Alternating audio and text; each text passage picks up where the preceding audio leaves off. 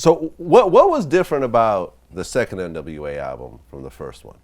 You know, in terms of how it came together. I mean, clearly, you know, Ice Cube is gone this time, but you guys are still on fire. Yeah, but it wasn't the same. Nothing was the same after Cube left. It was a different energy. We did it different, you know. Even the beats seemed like they would have been better suited for a D.O.C. record, you know. Because that was where the G-Funk kind of started, to, you know, with the synthesizers and everything else like that, I felt. Okay. See what I'm saying? But it was a lot of high-powered, fast-moving, you know, nothing really dirty. Everything was just high energy and moving. Yeah. You know what I mean? But I guess that's where the G-Funk started, you know. Layla and them like to say, well, Layla and them was around then, so yeah. So once that album came out, did it feel like N.W.A. was starting to sort of break apart at that point? Or was it during the album? Or at what point do you think that things started to sort of crumble? When Cube left. Okay. But then Dre left after the second N.W.A. album. Hey, it's money. Okay. You know, it's all about money. It was all money. It's always money. The downfall of the music is somebody got to make money, which means somebody don't. Or you could just split it fairly. Well, yeah. I mean, if we lived in Peter Pan's world, that's probably what would happen. But this is America in real life, and business is a dirty thing. And it doesn't matter if it's 5 black kids from Compton or you're in Wall Street doing business with the Wolf, whoever that guy's name was. You're going to get it brought to you if you're not aware of what's going on, you know. And so Dre was unhappy about the money situation. Yeah. He spoke to you about it? Should have been. He spoke to you about it? Sure. And what was stopping the situation from getting worked out? Because ultimately, that's not something I'm privy to. I just know it didn't get worked out. Okay. And so Dre and I began to focus as a unit on other things. Okay. By that time, you and Suge were already close. Yeah, Suge and I were already. A lot of the going overboard that I mentioned earlier, the drinking way too much, the partying way too much, you know, me and Suge became notorious in Hollywood. Okay. We went through a point where they banned us from every joint. You can go in, we'd be walking up to the thing and they'd be like, no, you know what I mean? #1 record or not, bro, you're not coming in here tonight. Well, you said in the Playboy interview that you would go out and make a mess and Suge would beat people up. Oh yeah. Over it. I would make the mess and he would clean it up. Yeah, pretty much. Okay. When you say make a mess, give me an example. I'm drunk and I'm walking into this club and I slap some guy's girl on her butt. And obviously he's going to not like that, you know. And my response would probably be something really vulgar and childish. And at that point he would have to make a move, you know. And none of those people probably even saw Suge till it was too late. So it was too late.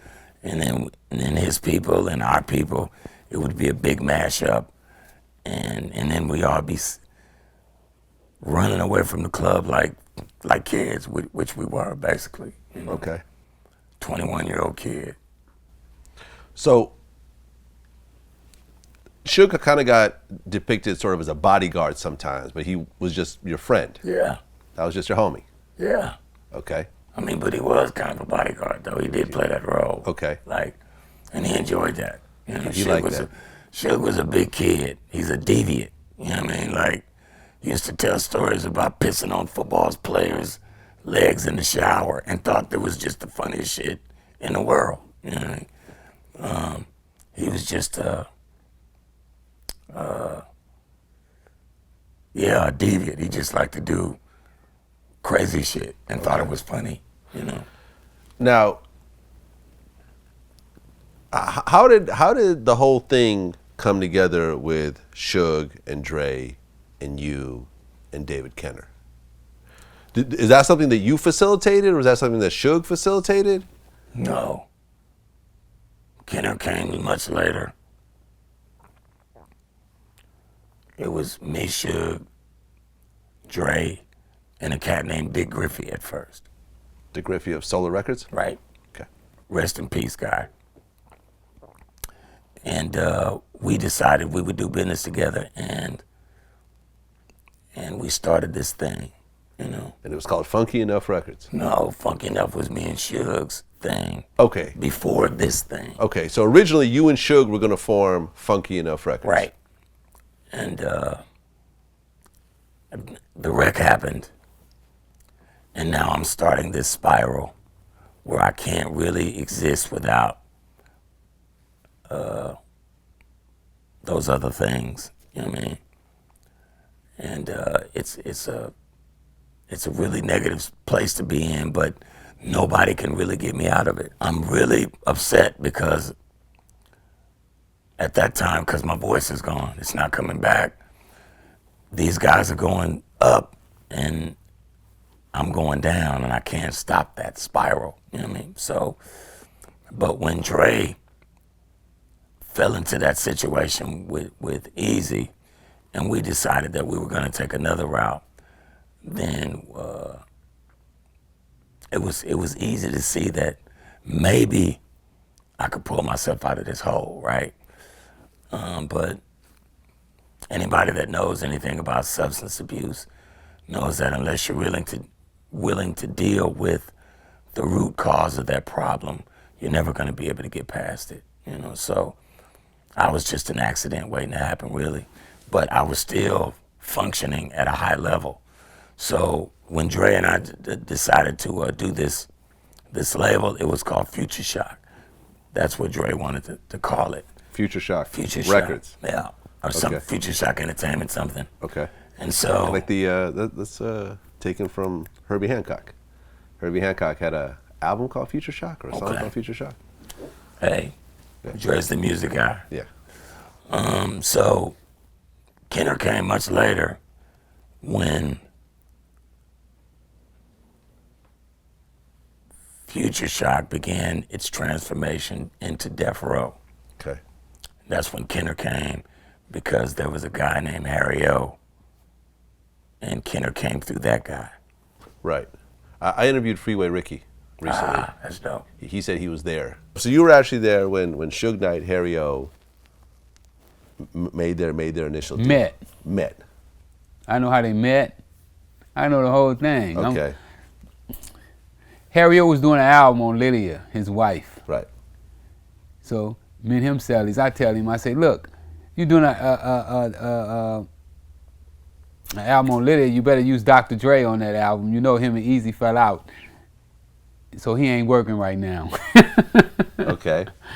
So Harry took that advice and started looking for Dr. Dre. And Suge Knight. And Suge Knight was his manager. So how did Suge really attach himself to Dre at that point? Well, we were already attached in business. In business? You know, yeah, we were already attached because we were doing business together. Well, but how was Suge involved in it, though? Well, I put Suge and Dre together. Okay. So that we can build this other thing. You know, Dre, we could do it. This guy can help us. Well, what part did Suge really play? Like, you know, because we understand what Dre's part is. Right. Dre's the music guy. Suge facilitated some of the business, some of the things we needed in business to move forward, right? Okay.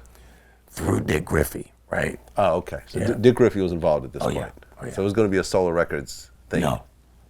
It was going to be whatever the fuck we wanted it to be, but we had to get it established first. So we built this company and started making deals to facilitate the use of making these records. You know what I mean? And once things started going rolling, Snoopy came in, then Dick helped bring deals to the table that brought money in, and it was all to make the records. Okay. You know what I mean? And so as the record started to pull itself together, then things started to change on the business front. Right. And to be perfectly honest with you, I don't know when the moment was that Dre and Suge, went like that. Yeah. But I wasn't. I was no longer really involved in those conversations, and I was in a bad spot. You know what I mean? Okay. Because by that time, all these guys started to come around looking like they had just gotten out. They was on the yard or something. Yeah. And so I'm starting to feel super uncomfortable. That's when all the stuff that that I'd been writing about, it started to, really show itself in my everyday life. You know what I mean? And it put me on my heels, because I didn't know exactly what to do at that point. Like, I can't fight all these dudes by myself. And if Dre and I aren't on the same page, then I'm in a lose-lose kind of spot. Well, why the name Death Row? One of the girls who were around during that time just said the name, and it stuck. Death Row. Yeah, it fit. Quite a name. Oh yeah, it totally fit. Now, did you feel that, considering that there was the Funky Enough thing originally, and you kind of facilitated also, that you should have been part of the business side of Death Row, like as a part owner or something like that, or were you just like, I'm just rolling at this point? Because you came out of a situation where your business wasn't right. Right. Well, actually, my business was never right. Okay. And I trusted. One thing about me, I'm a loyal guy. Seems like it. That's the one string I can play, is that I'm a loyal guy. Yeah. Like if I got it with me, 9 times out of 10, I'm gonna take it to the grave with me. You know what I mean? Good or bad, because the choices I made led to those things. Those guys didn't make choices for me. Yeah. And so I was just in a bad spot, man. And Snoop always said, I got a lot of respect for you, man, because you're out here by yourself. Your mama can't help you out here. And I dug that from Snoop. Like, he understood the position that I was in. That's why he really gravitated towards me. Well, Snoop actually lived with you. Yeah. Snoop moved into your house. Yeah. And then I moved into his house. Then you moved into his house. Maybe a year later. Right. Yeah. So you and Snoop, you were helping to really build Snoop into what he is today. Oh, yeah, man. Me, Snoop, and Warren G. Yeah. We spent a lot of time. And for me, it was about helping him. See, because Snoop was already the guy. He just didn't know like I knew. Yeah. You know what I mean? So you knew right away when you heard Snoop? No, didn't know right away. Dre did. Dre did. Yeah, Dre knew right away. And he sold me. And so when he sold me, then I took it upon myself, okay, this is my mission. Okay. My mission is to build him to be as confident as I was in what we're doing, Okay. And the outcome was incredible. Told you he was already the guy. I just helped him out. Okay. But in the process of trying to get Death Row going, you, Dre, and Michelle A. were still under contract at Ruthless. Yeah. Okay. Now, you saw how this situation was presented in the Straight Outta Compton movie, where Eazy-E showed up in the studio and Suge's dudes beat him up and made him sign something over. I've talked to a number of people around this situation. I talked to BG Knockout. I talked to... I like him. Yep. I talked to Cole 187. I like him too. I talked to Arabian Prince. I like him too. One thing that they all told me was that Eazy didn't get beat up. So you're saying that they pulled guns out on him? Yeah, absolutely. And basically said, sign this. Right. Did Eazy get beat up like the movie Nah, show? hell nah. No. They didn't touch you. They didn't touch him. Nah. He just told me, like, dude coming at me in a certain way, and I don't even really tripping. You know, but nobody gonna make me do nothing. We can agree to some, you know. That's Okay. what he said. No one's gonna make me do nothing, but we can agree to some stuff. But I don't know about the secret meetings that he never came back and told me anything. I think they forced him to sign, but I don't think they beat him down. I had heard, the story that I'd heard was they had like baseball bats and Yeah. metal pipes. Yeah, I and heard so that, forth. Yeah, but I I didn't hear about the beat up part. Yeah. Like when they was stomping him in the studio, I don't think that happened. And like I said, that's from what I hear from the people I know that was around at the time. Yeah, I can pretty much. I can't attest to it. I don't know for sure, but from what I know, yeah, you wasn't gonna beat him up. You know what I mean? If you did, it would be a couple of dead cats in the world, and if he had to be one of them, you know what I mean? That's what I got from him. Right. You know, but it's a movie, man. You give a poetic license. As far as that movie is concerned, period. Were all of those, I mean, you can tell from the stories I just told you. Yeah. But you give a poetic license. It's a movie about a moment in time for those men who executive produced the movie, and it was written, if you'll excuse me, probably by a European who, from my perspective, generally tends to write caricatures of what really took place in those times, based on, whatever their idea of what we were then. But it was a great fucking movie. I didn't even go to the premiere. I went to the movies with my girl like a regular person, and I loved it. Watching yourself on the screen. It was cool, man. The guy did a great job. Marlon Yates Jr., and I'm indebted to him, because he made D.O.C. kind of a cool dude. Right. Did you talk to Suge about that easy situation in terms of what No. happened? No, you never questioned it. Like Eric and I weren't as close as Eric and those other guys, and Okay. and I just gave you 1,000 reasons why, No, I feel you. I respect those guys for the past, but I don't like it. Yeah. I mean, the story that BG Knockout gave me on camera was that Dre called him, to meet with him to sign over, sign him, get him out the contracts or release him or whatever. But when he get there, Suge was there. So they was in a hotel room. Suge had dudes hiding in the closet under the bed. And when he get up there, Suge locked the door. All these cats come from under the bed and out the closet in the bathroom with guns. You know what I'm saying? and Dre was in there? Dre wasn't there. Oh, Dre wasn't there at all. Nah. Dre set it up though. It don't sound nothing like Dre.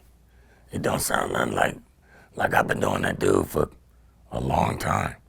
And I've been really close for a long time, and that just don't sound like nothing he would do, bro. Yeah. Does it sound like something Suge I'm would not- do? Okay. But it definitely don't sound like some shit Dre would do. Okay.